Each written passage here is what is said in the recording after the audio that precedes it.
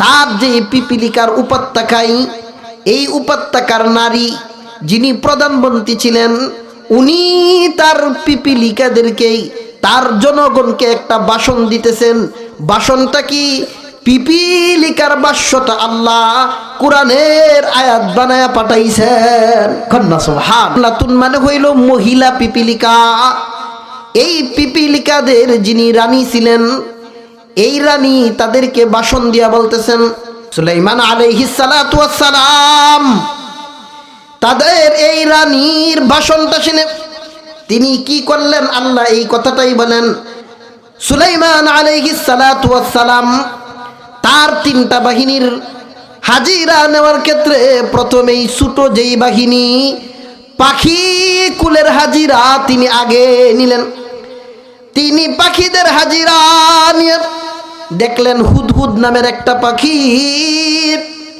এই হুদহুদ নামের পাখিটা অনুপস্থিত। তিনি এই অনুপস্থিত পাখির ক্ষেত্রে যে বাক্যটা বলেছিল, আম থেকে কথা শুনছেন আমার সম্মানিতা মা ও বোন, সর্বোপরি রব্বে কারিমের দরবারে কৃতজ্ঞতা আদায় করি যে আল্লাহ পাক রব্বুল আলামিন আপনি আমাকে রহমত করে অনুগ্রহ করে বর্তমান যে হাল চলতেছে দুনিয়াবি সমস্ত ব্যস্ততার থেকে ফারেক করে যে রব আপনি আমাকে দ্বীনি মজলিস, উলামায়ে কেরামের মজলিস, গুনাহ মাফের মজলিস, দুনিয়ার জান্নাতের সামিয়ানার নিচে আসার বসার তৌফিক দিয়েছেন, মুসলমান হিসাবে ইমানি আওয়াজকে উঁচু করে প্রত্যেকেই দিল থেকে কালিমাতু শুকুর আদায় করি আলহামদুলিল্লাহ। যুব সমাজ, বাসাটি এলাকার যুব সমাজ, এই তাফসির মাহফিল জান্নাতি সামিয়ানা ইন্তজাম করাতে আমরা এলাকাবাসী খুশি না বেজার? তাহলে চিৎকার দিয়ে আরো শুকরিয়া আদায় করি আলহামদুলিল্লাহ। যুবক ভাইয়েরা ইচ্ছা করলে তো এরা তাফসির মাহফিল না দিয়ে নাট্য সিনেমা গানেরও ব্যবস্থা করতে শক্তি আসে না তাদের। এই জন্যই যারা এখনো এদিক সেদিক ঘোরাফেরা করছি, স্প্যান্ডেল আর এলাকা অনুযায়ী তো মনে হচ্ছে আরো মানুষ আছে না? মানুষ প্রাপ্তবয়স্ক আমরা যারা বাহিরে আছি, মা বোন যাদের কর্ণকোহরে আওয়াজ যাচ্ছে, ঘরের মধ্যে যারা আছে আমাদের চাচারা ভাইয়েরা, সবাইকে আমরা স্প্যান্ডেলের নিচে পাঠিয়ে দিই। সম্মানিত উপস্থিতি, ভূমিকা লম্বা ছাড়াই আমি আপনাদের সামনে সূরাতুন নামল, নামলুন শব্দের অর্থ হচ্ছে পিপিলিকা। নামলুন শব্দের অর্থ পিপিলিকা। হয়তো ইতিহাস আগে হয়তো শুনেও থাকতে পারেন। আজকের যে আলোচনার বিষয়টা আমি নির্ধারণ করেছি, সামনে যেহেতু আমাদের একটা সময় আসতেছে, যেই সময়ে আমরা আমাদের আগামী দিনগুলো পরিচালনার জন্য জনপ্রতিনিধি নির্ধারণ করার সময় আসতেছে। কথা কোন ঠিক না বেটি? তো এই জনপ্রতিনিধি নির্ধারণ করার ক্ষেত্রে কাকে নির্ধারণ করবে, কেমন গুণ বিশিষ্ট হবে, এই ব্যাপারে কোরআনের দিক নির্দেশনা আছে, বা অনেকের ধারণা হয়তো এগুলো তো কোরআন শরীফে নাই, কারণ রাজনীতি তো হুজুররা করতো না। কথা কোন ঠিক না বেটি? কিন্তু কোরআনের মধ্যে রাজনীতি আছে না নাই? নবীজি সাল্লাল্লাহু আলাইহি ওয়াসাল্লাম মাদানী জিন্দিগিতে রাজ্য পরিচালনা করেছেন কি করে নাই? এই জমিন কার? আরো জোরে বলেন, জমিন কার? এই জমিনের মধ্যে বিধান চলবে কার? জমিনেও যেহেতু আল্লাহর, বিধি বিধানও চলবে আল্লাহ। তো একটা সমাজ, একটা রাষ্ট্র কিভাবে পরিচালিত হবে, রাষ্ট্রনায়ক যিনি হবেন, কমান্ডার যিনি হবেন, প্রধানমন্ত্রী যিনি হবেন, কেমন গুণ বিশিষ্ট হবে, আল্লাহ অতীতের অনেক ইতিহাস থেকে আমাদেরকে শিক্ষা দিয়েছে। সামনে যেই নির্বাচন আসতেছে, জনপ্রতিনিধি যে তোমরা নির্ধারণ করবা, এই নির্ধারণটা তোমরা চৌকান্নতার সাথে, এই যে একজনকে তুমি সমর্থন দেওয়ার দ্বারা, ভোট দেওয়ার দ্বারা তাকে যে নির্বাচিত করবা, এটা তোমার কাছে হচ্ছে আমানত। এই আমানতটা তুমি কোন জায়গায় রাখবা, এই দিক নির্দেশনা দিয়ে আল্লাহ অতীতের একটা ইতিহাস, যেই নবীর নাম আমরা সবাই জানি, সুলাইমান আলাইহিস সালাতু ওয়াস সালাম, যাকে আল্লাহ পুরা দুনিয়ার রাজত্ব আল্লাহ তাআলা দিয়েছিলেন। ধীরে ধীরে পর্যায়ক্রমে গোটা বিশ্ব তিনি পরিচালনা করেছেন। আল্লাহ নবীর মাধ্যমে ইসলামী রাষ্ট্র কিভাবে পরিচালিত করতে হবে, কেমন গুণ বিশিষ্ট হবে, তার আচার ব্যবহার কেমন হবে, জনপ্রতিনিধি যারা থাকবে তাদের আখলাক জনগণের সাথে কেমন হবে, উঠা বসা কেমন হবে, কথাবার্তা কেমন হবে, আচার ব্যবহার কেমন হবে, এই দিক নির্দেশনা দিয়া আল্লাহ সুলাইমান আলাইহিস সালাতু ওয়াস সালামের জীবন বৃত্তান্ত এই পিপিলিকা নামক সূরার মধ্যে আল্লাহ নাজিল করছেন। কন্যা সুবহানাল্লাহ। বর্তমান সময়ে এই বিষয়টা জানা দরকার আছে না নাই? আছে না নাই? এই জন্য আগেই বলেছি, হয়তো আলোচনা সুলাইমান আলাইহিস সালাতু ওয়াস সালামের আলোচনা আগে হয়তো শুনেছেন, অনেকেই হয়তো শুনেছেন। আমরা আজকে সরাসরি তাফসীরের আলোকে কোরআনুল কারীম কিভাবে দিক নির্দেশনা দিয়েছেন, আমরা ভূমিকা লম্বা ছাড়াই আমার এতটুকু কথার দ্বারা আপনারা ভূমিকা বুঝে গেছেন। এবার আমরা সরাসরি আলোচনায় ঢুকে যাই। সূরার নাম কি বলেছিলাম? সূরাতুন নাম, পিপিলিকার সূরা। পিপিলিকার সূরা। এই পিপিলিকার মধ্যে এমন কি বৈশিষ্ট্য আছে, এমন কি রহস্য, নিগুড় রহস্য লুকায়িত আছে, যার মধ্যে উম্মতে মুহাম্মাদির মধ্যে আল্লাহ শিক্ষা রেখেছেন। এটার মধ্যে বড় হিকমত, শিক্ষা আছে বিদায় আল্লাহ পিপিলিকার নামে সূরা নাজিল করছেন। কথা কোন ঠিক না বেটি? আল্লাহ পাক রব্বুল আলামিন সুলাইমান আলাইহিস সালাতু ওয়াস সালাম, দুইজন বাদশা মুসলিম আর দুইজন অমুসলিম, চারজন মিলে গোটা পৃথিবী রাজ্য পরিচালনা করেছিলেন। মুসলমান দুইজন বাদশার নাম, একজনের নাম হচ্ছে জুলকারনাইন, আরেকজন হচ্ছেন সুলাইমান আলাইহিস সালাতু ওয়াস সালাম। আমরা সরাসরি তাফসীরের আলোকে ঢুকে যাই।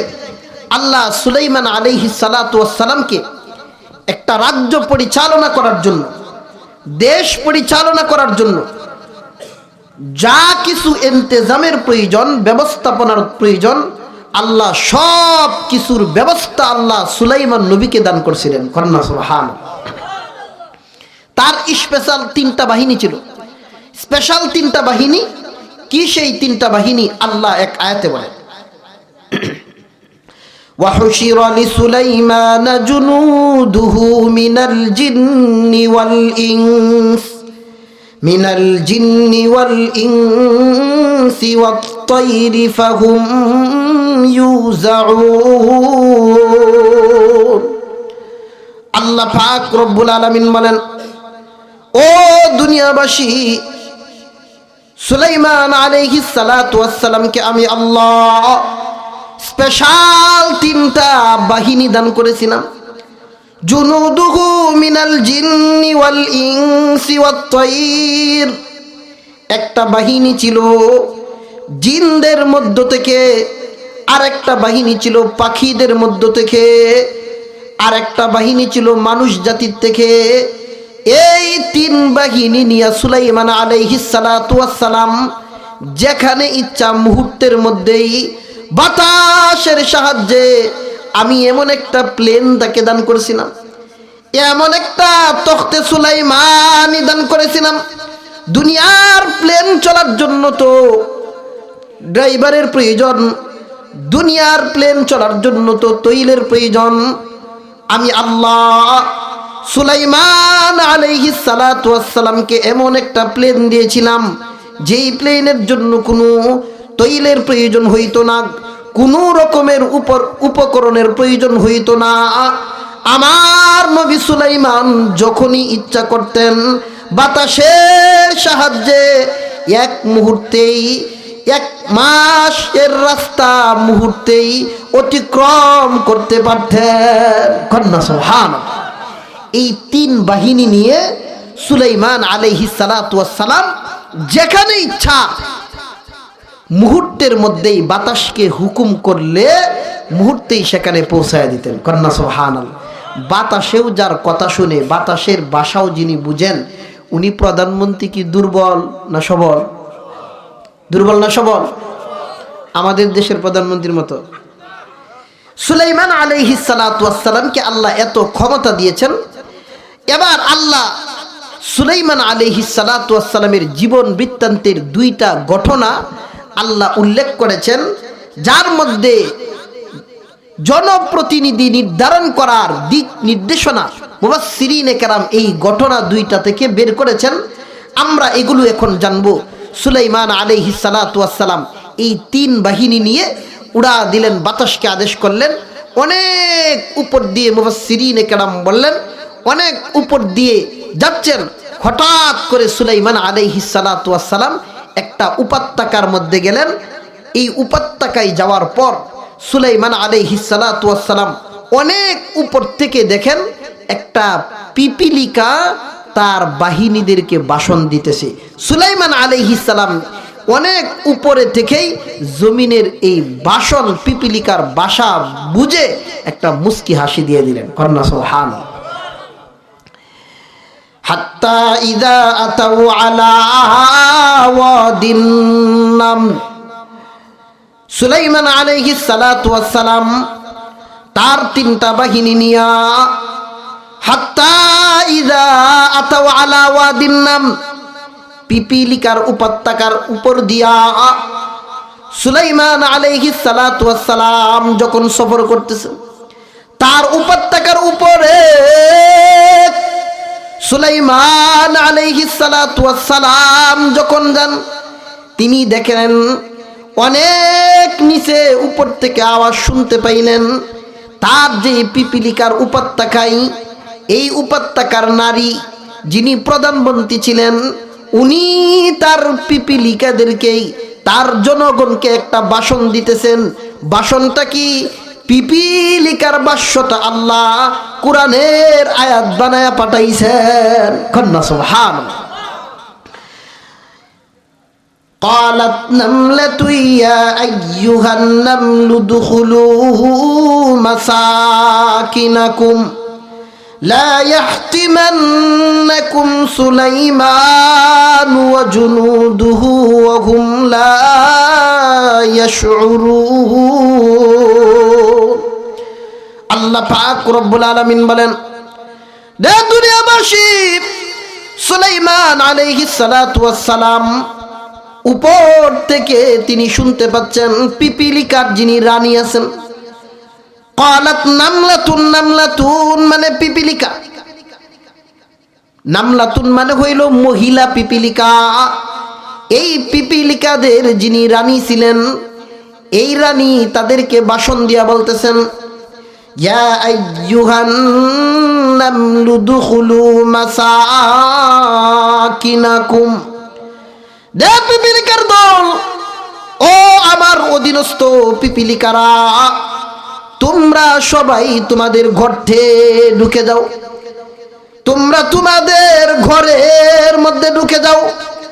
ও অধীনস্থ পিপিলিকাগণ, উদখুলু মাসাকিনাকুম, তোমরা তোমাদের ঘরের মধ্যে ঢুকিয়া যাও। অনেক উপর দিয়া সুলাইমান আলাইহিস সালাতু ওয়াস সালাম তার বাহিনী নিয়ে ভ্রমণ করতেছেন। তাদের অজান্তেই তারা যদি এই উপত্যকায় ল্যান্ড করে, এই উপত্যকায় যদি তারা এখানে যদি নামেন, লা ইয়াহতিমান্নাকুম সুলাইমান ওয়া জুনুদুহু, ও পিপিলিকার দল, তোমাদেরকে না দেখেই, তোমরা ছোট ছোট বাহিনী, এই পিপিলিকা তারা না দেখেই তোমাদেরকে পিষে ফেলতে পারেন। তোমরা সবাই ঘরে ঢুকিয়া যাও। কন্যা সুবহানাল্লাহ।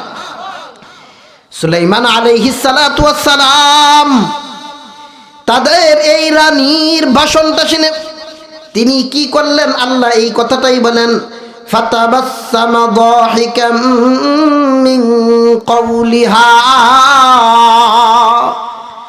সুলাইমান আলাইহিস সালাতু ওয়াস সালাম পিপিলিকার রানীর এই ভাষণ শুনিয়া মুস্কি একটা হাসি দিয়ে দিলেন। কন্যা সুবহানাল্লাহ।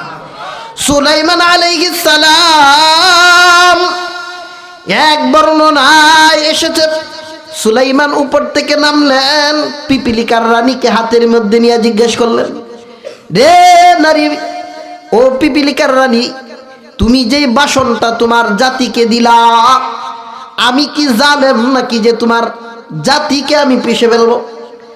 পিপিলিকার রানী সুলাইমান আলাইহিস সালাতু ওয়াস সালামকে বলেন, ও নবী সুলাইমান, আমি তো এই কথা বলি নাই, আপনি তো জালেম না, আপনার বাহিনীও জালেম না, আমি তো বলেছি ওয়াহুম লা ইয়াশউরুন, এমত অবস্থায় আপনি পিষে ফেলবেন, আপনার অনবগত অবস্থায় না জেনেই এই যে পিপিলিকার বিশাল বাহিনী যে জমিনের মধ্যে আছে, এটা আপনার বাহিনী হয়তো দেখবেই না।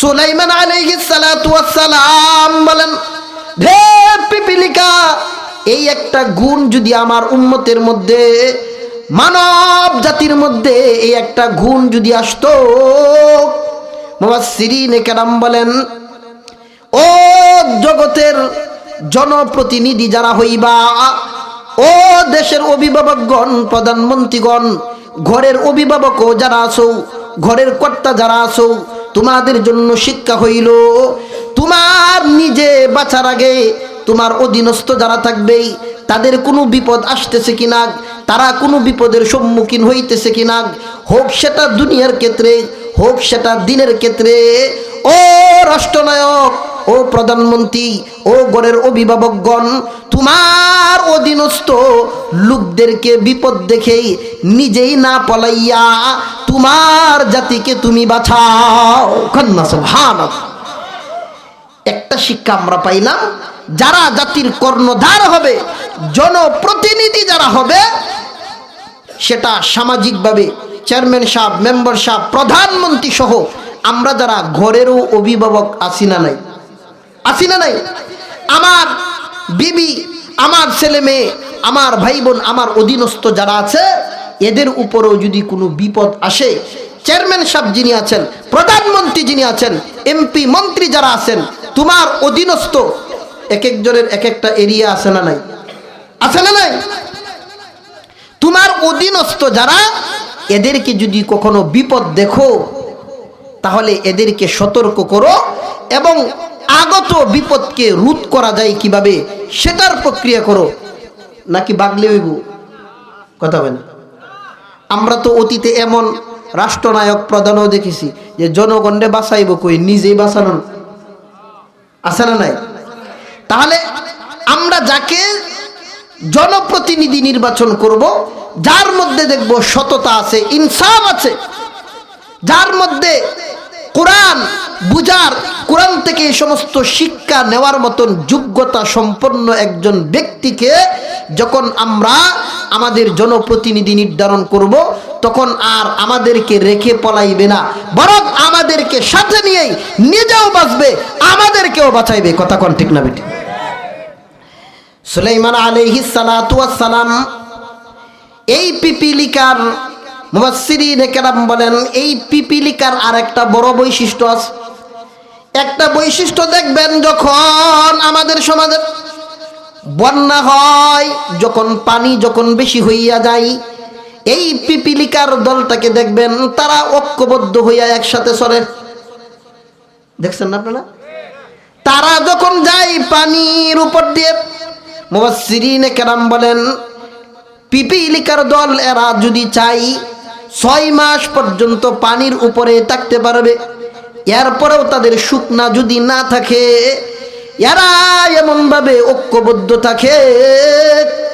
এই ঐক্যবদ্ধতাই মুফাসসিরিনে কেরাম বলেন, এই যে নামলুন পিপিলিকার সূরা আল্লাহ নির্ধারণ করছেন, এই পিপিলিকাদের অন্যতম একটা বৈশিষ্ট্য হলো, পিপিলিকার রানী যিনি হন, তিনি তাদেরকে বলে দেন, ও পিপিলিকার দল, তোমরা ঐক্যবদ্ধভাবে থাকবা।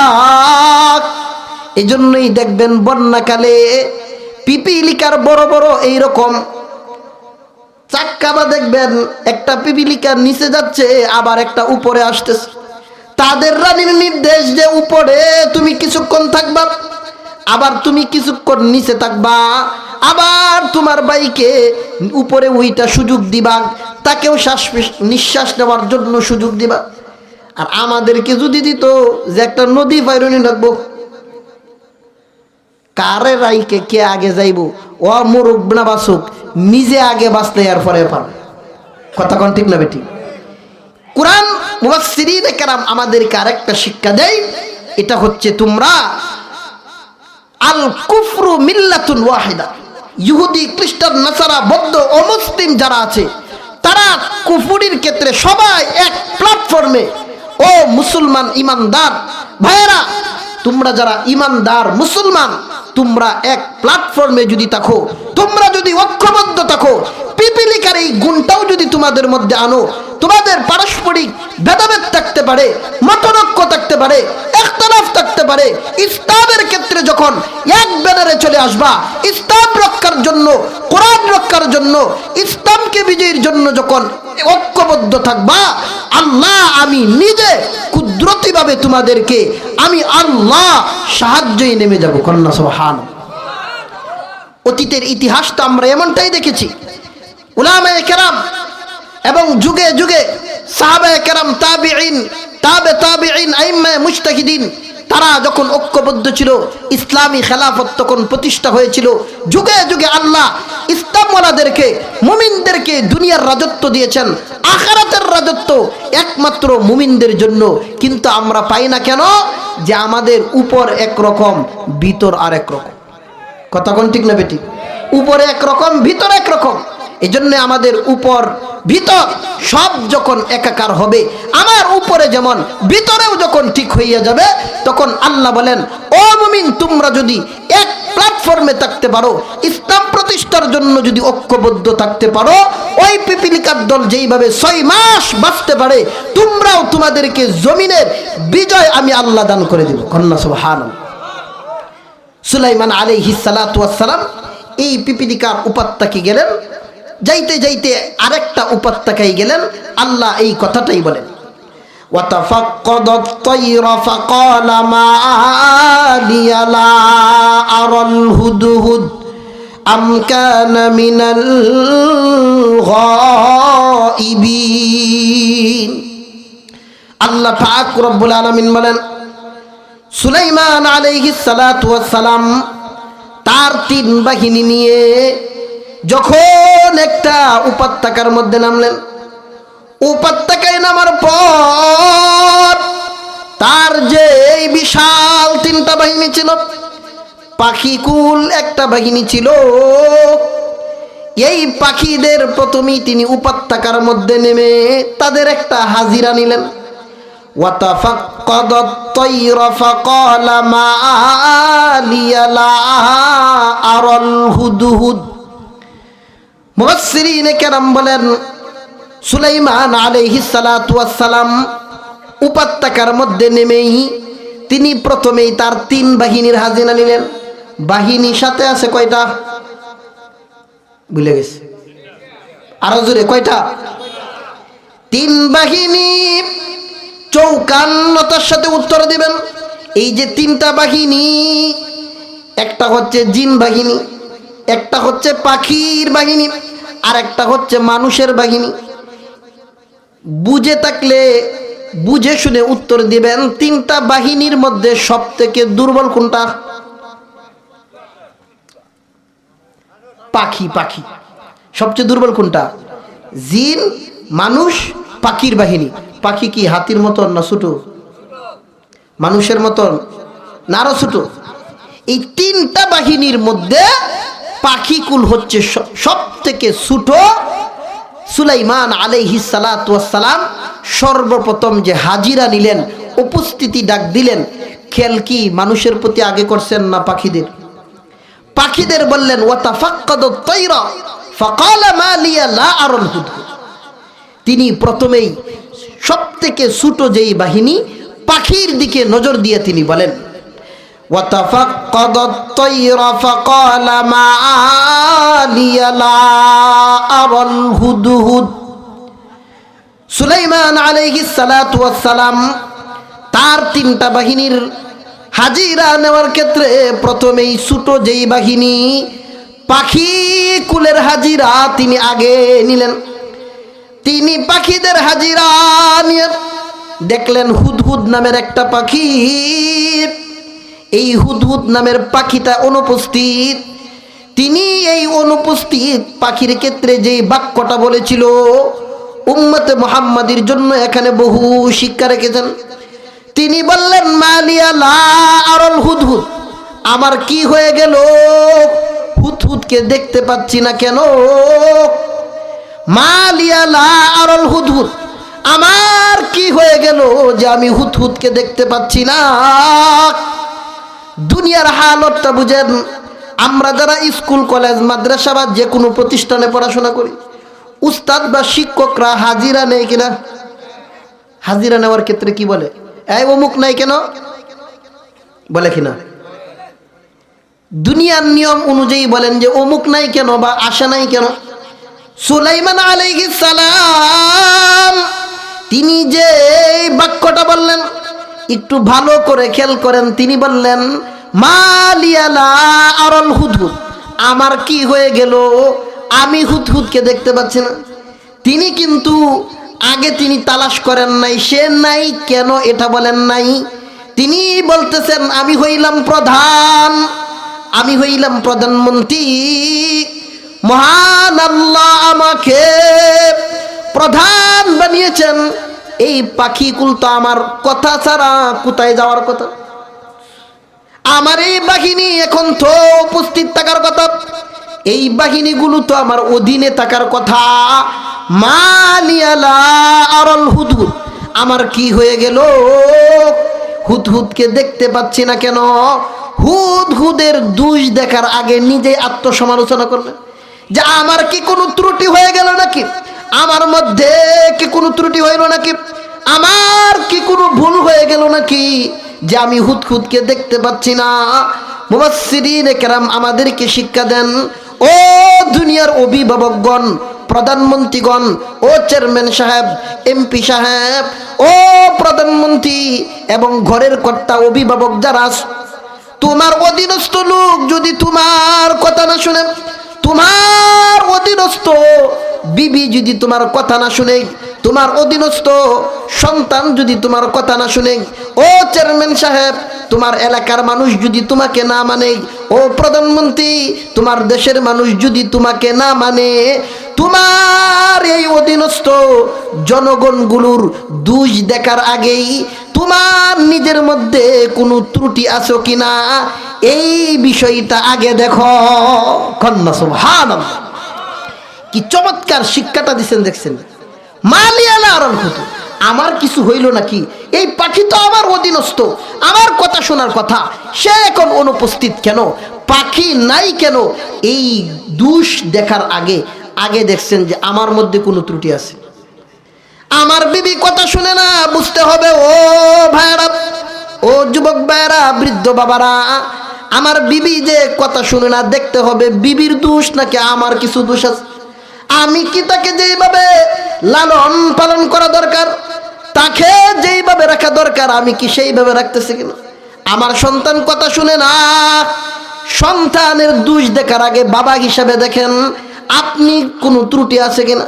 সন্তান তো আপনাকে মানার কথা, সন্তান তো আপনাকে আদব করার কথা, আপনার বিবি আপনাকে মানার কথা। বিবি যদি আপনার কথা না মানে, মানুষগুলো অটোমেটিক তোমার অধীনস্থ হইয়া যাবে।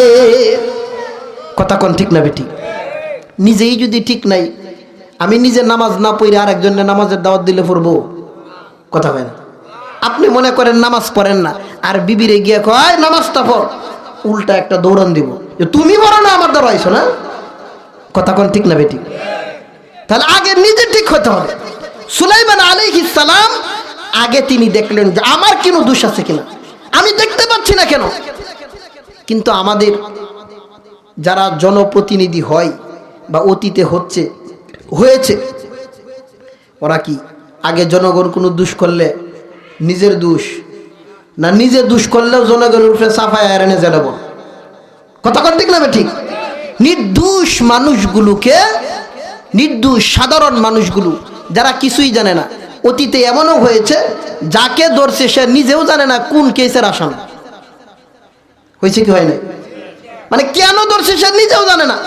এমন ভিডিও আমরা দেখেছি, সে কান্না করতেছে যে কেন ধরছে, এটার অস্তিত্বই সে জানে না। তাদের মনে হয়েছে মাথায় আসছে যে এরা ধরা দরকার, ধরে নিয়ে বলেছে। কিন্তু কোরআনের শিক্ষাটা হইল, তোমরা যারা প্রতিনিধি হইবা, তোমরা যারা অভিভাবক হইবা, তোমরা যারা জাতির কর্ণধার হইবা, প্রধানমন্ত্রী হইবা, তোমাদের নিজেদের আগে শুধরাইতে হবে, নিজে আগে ঠিক হতে হবে, নিজে আদেল হইতে হবে। নিজে তুমি যখন ইনসাফকারী হইবা, তুমি যখন ন্যায়পরায়ণ হইবা, অটোমেটিকভাবে তোমার অধীনস্থ মানুষ তোমার অধীনে চলে আসবে। কথা কোন ঠিক না বেটি? সুলাইমান আলাইহিস সালাতু ওয়াস সালাম তিনি প্রথমেই দেখলেন আমাদের জন্য এই শিক্ষাটা হইল, আমার অধীনস্থ লোক যদি কথা না শুনে আগে নিজের দেখব ত্রুটি আসেনি, নিজেকে যদি শুধরাই আমার বিবি আমার অটোমেটিক কথা মানবে। আমি যদি ঠিক হইয়া যাই বাবা হিসাবে, সন্তানের হক আদায় করি, সন্তান আমার কথা শুনবে। স্বামী হইয়া যদি বিবির হক আদায় করি, বিবি অটোমেটিক আমাকে মানবে। প্রধানমন্ত্রী যিনি হবেন, চেয়ারম্যান যিনি হবেন, ও এমপি সাহেব যিনি হবেন, আপনি যখন আপনার অধীনস্থ লোকদের যখন হকগুলো আদায় করে দিবেন, তাদের পাওনাগুলো যখন তাদেরকে বুঝাইয়া দিবেন, আপনার মাইকিং করতে হবে না, প্রচার করতে হবে না। এমন নেই বিচারক শাসক যদি হইতে পারেন, প্রধানমন্ত্রী যদি হইতে পারেন, আপনার দায়িত্ব যদি তাদেরকে বুঝাইয়া দিতে পারেন, জনগণের হকগুলো যদি আপনি বুঝাইয়া দিতে পারেন, জনগণ আপনাকে অটোমেটিক মানতে বাধ্য হইব। কথা কন ঠিক না ঠিক? কোরআন আমাদেরকে শিক্ষা দেয়। সুলাইমান আলাইহিস সালাতু ওয়াস সালাম দেখলেন পাখি নাই। এখন জানার বিষয় হইল, সুলাইমান আলাইহিস সালাম এই হুদহুদ পাখিরে, এতগুলো পাখির ভিতরে হুদহুদরে খুঁজতেছেন কেন, এটা তো জানা দরকার।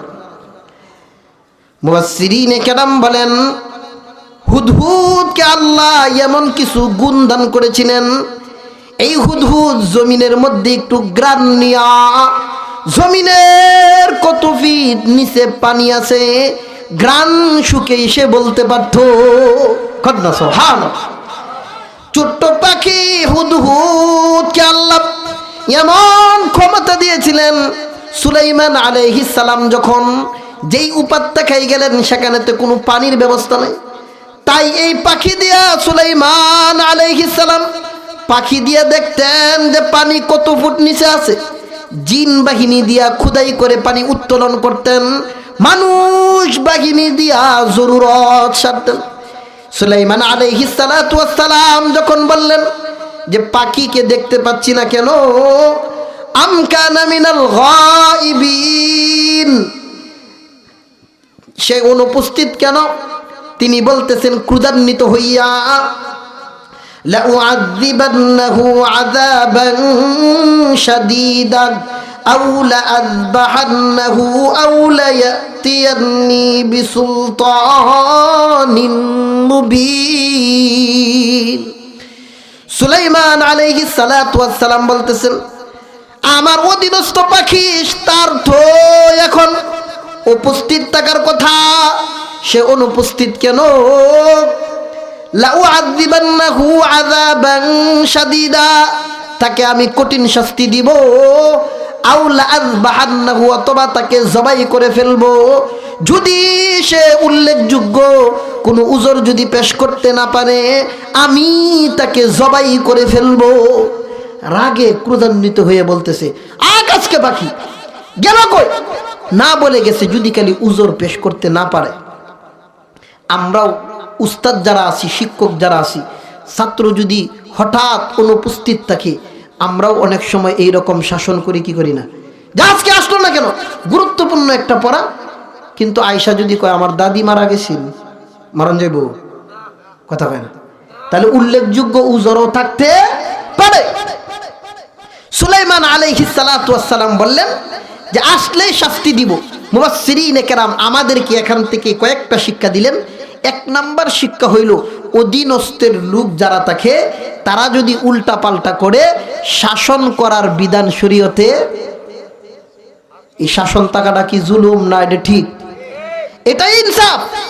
আপনি যদি কোনো ভুল করেন, এটাকে শুধরিয়ে দেওয়া, যিনি কর্ণধার হবেন, যিনি এমপি হবেন, যিনি মন্ত্রী হবেন, যিনি প্রধানমন্ত্রী হবেন, যিনি চেয়ারম্যান হবেন, যিনি মেম্বার হবেন, বা আমরা ঘরের কর্তা যারা আছি, আমার অধীনস্থ লোক যদি অন্যায় করে, বেইনসাফি করে, ইনসাফহীন কাজ করে, তাকে শাসন করে শুধরিয়ে দেওয়া, এটা একটা জাতির কর্ণধার জনপ্রতিনিধির দায়িত্ব। কথা কোন ঠিক না বেটি?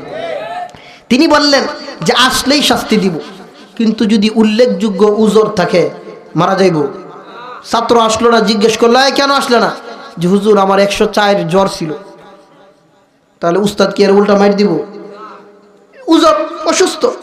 তাহলে আমাদের এখান থেকে একটা শিক্ষা হইল, আমরা যারা জাতির কর্ণধার অভিভাবকের স্থানে আছি, আমরা কিন্তু এখানে সবাই অভিভাবক। হয় আপনি আমি ঘরের কর্তা, আরেকটু হইলে চেয়ারম্যান সাহেব তার ওয়ার্ডের কর্তা, এমপি সাহেব যিনি হবেন 2 থানা বা কয়েক থানার কর্তা, প্রধানমন্ত্রী যিনি হবেন উনি হবেন পুরা দেশের কর্তা। কথা কোন ঠিক না বেটি?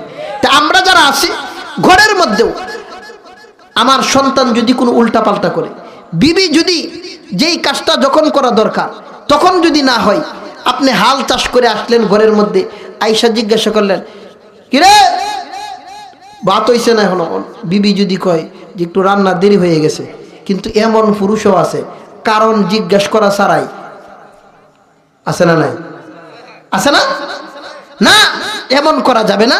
কোরআন আমাদেরকে শিক্ষা দেয়, তোমার বিবিকে যেই কাজটা যখন করা দরকার, বিলম্ব কেন হলো, আগে শাস্তি দেওয়ার আগে, ছাত্র যদি অন্যায় করে, তোমার অধীনস্থ লোক যদি অন্যায় করে, আগে শাসন করার আগে কারণ জিজ্ঞাসা করো। উল্লেখযোগ্য উজর যদি পেশ করতে পারে তাহলে শাস্তি দেওয়া যাবে না। আর যদি উল্টা পাল্টা করে, তাকে ঠিক করার জন্য ইনসাফপূর্ণভাবে তাকে শাসন করা জায়েজ আছে। সুলাইমান আলাইহিস সালাতু ওয়াস সালাম যখন ক্রোধান্বিত হইয়া বললেন, হুদহুদকে আজকে কঠিন শাস্তি দিব যদি সে উজর পেশ করে। আল্লাহ পাক রব্বুল আলামিন বলেন, সুলাইমান আলাইহিস সালাতু ওয়াস সালাম এই কথা বলতে বলতেই হঠাৎ এই হুদহুদ মুহূর্তেই সুলাইমান নবীর সামনে হাজির হইয়া যায়। ফামাকাসা গায়রা বাঈদিন ফাকালা আহাত্তু বিমা লাম তুহিত বিহি ওয়াজিতুকা মিন সাবাইন বিনাবাইন ইয়াকিন। সুলাইমান আলাইহিস সালাতু ওয়াস সালাম যখন এই বক্তৃতা দিতেছিলেন, তার বক্তব্য হালতেই ফামাকাসা গায়রা বাঈদিন, বিলম্ব ছাড়াই হঠাৎ হুদহুদ আইসা হাজির। ও নবী সুলাইমান, মারবেন পরে বয়ান শুনেন আগে, আমাকে শাস্তি দিবেন পরে আমার যে উজর আছে আগে শুনেন। ও নবী সুলাইমান, আমি এমন বিষয়ের সংবাদ নিয়ে এসেছি, এমন বিষয়ের সংবাদ নিয়ে আসছি ও নবী সুলাইমান, যেই বিষয় তুমি নিজেও জানো না। আল্লাহু আকবার। সুলাইমান নবী কয় বাসার লাগে কি টেকনিক করতেছে দেখ, আমিও বিলে জানি না। আমরা অনেক সময় মনে করি না, উস্তাদের কাছে ছাত্ররা অনেক সময় এমন উজর পেশ করে বোঝা যায় যে এটা সাজায় আনছে, বোঝা যায় না। সুলাইমান আলাইহিস সালাতু ওয়াস সালাম কে বললেন, ও নবী সুলাইমান, আমি এমন একটা নগরী থেকে এসেছি, আপনার অনুমতি ছাড়া আমার যাওয়াটা ভুল হয়েছে। তবে আপনি শুনেন, আমরা যখন একসাথে উঠতেছিলাম, আমার আর একটা জাতি ভাই তার সাথে উঠতে উঠতে আমাকে এমন একটা দিশে নিয়ে গেল। ও নবী সুলাইমান, যেই নগরীর সংবাদ তোমার, যেই নগরীর সংবাদ তুমি নিজেও জানো না, এমন নগরীর থেকে আশ্চর্য ধরনের একটা সংবাদ তোমার জন্য নিয়ে আসলাম। একটা প্রশ্ন হইল, সুলাইমান নবী সারা দেশের বাদশা, তাহলে ওই নগরীর খবর জানে না কেন? প্রশ্ন থাকে না? মুফাসসিরিন কেরাম বলেন, সুলাইমান আলাইহিস সালাম তিনি একসাথে গোটা পৃথিবীর বাদশা ছিলেন না, পর্যায়ক্রমে ছিলেন। মনে করেন প্রথম তারাইল, এরপর করিমগঞ্জ, এরপর কিশোরগঞ্জ, এরপর ময়মনসিংহ, এরপর ঢাকা। বুঝতেছেন? সুলাইমান আলাইহিস সালাম পর্যায়ক্রমে তিনি যে রাজ্য পরিচালনা করেছেন, তখন ওই নগরী, যেই নগরীর থেকে হুদহুদ সংবাদ নিয়ে আসলেন, হুদহুদ আইসা বলেন, ইন্নী ওয়াজাদতু ইমরাআতান তামলিকুহুম ওয়া উতিয়াত মিন কুল্লি শাইইন ওয়া লাহা আরশুন আযীম। হুদহুদ সুলাইমান আলাইহিস সালাতু ওয়াস সালামের সামনে বক্তৃতা দেন, ও নবী সুলাইমান, এমন নগরীর থেকে এসেছি, ওয়াজিতুকা মিন সাবাইম বিনাবাই ইয়াকিন, সাবা নগরীর থেকে নিশ্চিত সংবাদ নিয়ে আসলাম। ও নবী সুলাইমান, তুমি জানো নি ওই সাবা নগরীটা এমন একটা নগরী, যেই নগরীতে আল্লাহ, আশ্চর্যের বিষয় হইল এই নগরীর মধ্যে কোনো রাষ্ট্রনায়ক যিনি আছেন, অভিভাবক যিনি আছেন, কোনো পুরুষ লোক না, ওই নগরীর রাষ্ট্রপ্রধান হইল একজন নারী। কি? ইমরাতুন, একজন মহিলা, যার প্রসিদ্ধ নাম তাফসীরবিদগণ উল্লেখ করেছেন রানী বিলকিস। রানীর নাম কি? ও নবী সুলাইমান, আপনি কি জানেন সাবা নগরীর রানী, যিনি রানী বিলকিস নামে পরিচিত, ওই নগরীটা এমন জাকজমকপূর্ণ, ওয়া উতিয়াত মিন কুল্লি শাইইন ওয়া লাহা আরশুন আযীম। ও নবী সুলাইমান, আপনি শুনেন ওই সাবা নগরীর হালত। মহান আল্লাহ ওই নগরীতে এই পরিমাণ নিয়ামত আল্লাহ দিয়েছেন, বাগানগুলো ফল দিয়া ভরপুর, নদীগুলো মাছ দিয়া ভরপুর, ফসলগুলো, চাষাবাদগুলো ফসল দিয়া ভরপুর। ও নবী সুলাইমান, এই নগরীর মধ্যে কোনো রকমের অভাব অনটন নাই। আশ্চর্যের বিষয় হইল, ও নবী সুলাইমান, এই রানী বিলকিসের এমন একটা ওয়ালাহা আরশুন আযীম, বিশাল একটা সিংহাসন আছে, যেই সিংহাসন আপনার অনেক। সুলাইমান আলাইহিস সালাম একটু নাড়াছাড়া দিয়ে উঠলেন, ও নবী সুলাইমান, এমন একটা সিংহাসন, ওয়ালাহা আরশুন আযীম। আযীম শব্দের অর্থ হইল বড়, আরশ মানে হইল কুরসি বা চেয়ার। মুফাসসিরিনে কেরাম বর্ণনা করেন, যেই রানী বিলকিসের যেই চেয়ারটা ছিল, এটার অবস্থাটা এমন ছিল, জমিন থেকে 30 ফুট উঁচা, 40 হাত লম্বা এবং 20 গজ প্রশস্ত ছিল। আল্লাহু আকবার! এত বিশাল, ওয়ালাহা আরশুন আযীম, জমিন থেকে 30 হাত উঁচা এবং 40 হাত লম্বা, 20 গজ যে প্রশস্ত, আলিশান এমন সিংহাসন আল্লাহ ওই রানী বিলকিসকে দান করেছে। সুলাইমান আলাইহিস সালাম কই, কি বলতেছে এগুলো আবার কেমনে? এত বিশাল বড় সিংহাসন। আমরাও তো মনে মনে কেউ কেউ ভাবতেছি, যে বড় সিংহাসন হুজুর বলতেছেন, বেডি ডাবেন না জানি কত মোড়া আছেন, এরকম দ্বারা কইতে পারে না? সিংহাসন যেহেতু এত বড়, মহিলাটাও তো মনে হয় না জানি কি পরিমাণ মোটা ছিল। যে না, মহিলা মোটা ছিল না, মহিলা মহিলার মতোই ছিল, বাকি এটা তার শান অনুযায়ী ছিল। আমরা যে মনে করেন বিবাহের বা বিভিন্ন সময় অনুষ্ঠানের গেট বানাই, এই গেট, এটা কি একটা মানুষ যাওয়ার জন্য? একটা মানুষ গেলে কি এত বড় গেট লাগে? যত বড় বাড়িতে ঢুকবেন, বিশাল বড় বড় প্রাসাদের মতন গেট করে রাখছে, আছে না? এটার মধ্যে দিয়ে কি এই এত মোটা মানুষে যাওয়ার জন্য না? মানুষ অতটুকুই, মানুষ অতটুকুই, এক একজনের শান অনুযায়ী এই রকম কুরসি তিনি বানাইছেন। সুলাইমান আলাইহিস সালাতু ওয়াস সালামকে বলতেছে, ও সুলাইমান, তবে আশ্চর্যের বিষয় কি জানো? ওয়াজাদতুহা ওয়া কওমাহা ইয়াসজুদুনা লিশ-শামসি মিন দুনিল্লাহ ওয়া যায়্যানা লাহুমুশ-শাইতানু আ'মালাহুম ফাসাদ্দাহুম আনিস সাবিলি ফাহুম লা ইয়াহতাদুন। হুদহুদ সুলাইমান আলাইহিস সালাতু ওয়াস সালামের সামনে বক্তৃতা দিতেছেন। ও নবী সুলাইমান, তবে আশ্চর্যের বিষয়টা কি জানেননি? ওই রানী বিলকিস এবং তার যে সম্প্রদায়, আশ্চর্যের বিষয় হইল মহান আল্লাহ তাদেরকে যে এতগুলো নিয়ামত দিয়েছেন, কিন্তু এরা আমার আল্লাহকে চিনে না, এরা সূর্যের পূজা করে। কন্যা নাউজুবিল্লাহ। সুলাইমান আলাইহিস সালাতু ওয়াস সালাম তো নাড়াচাড়া দিয়ে উঠলেন, কি বলে? আমি জমিনে আছি, আমি পয়গম্বর, মহান আল্লাহ আমাকে নবুয়ত দিয়েছেন, আর আমি জমিনে থাকতে এই সূর্যের পূজা করে, বিষয়টা কি? আমার বিশ্বাস হয় না। তুমি মনে হয় বাঁচার জন্য তামসা করতেছ। কি জন্য? হুদহুদ, তোর বক্তৃতার অবস্থায় তো মিলে না কিছু। এত বড় বড় সিংহাসন, বলতেছস এ আছে সে আছে, রানী আবার বলতেছস ওরা আল্লাহ চিনে না, সূর্যের পূজা করে।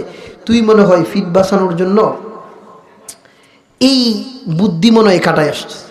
তবে এখন তোকে একটা পরীক্ষা করব, তুই যদি পরীক্ষায় পাশ করস তাহলে তুই সঠিক না বেঠিক, যান বাঁচানোর জন্য বলতেছস না সত্যিকারে সাবানগরী বলতে এমন একটা কিছু আছে, তোকে পরীক্ষা করা দরকার।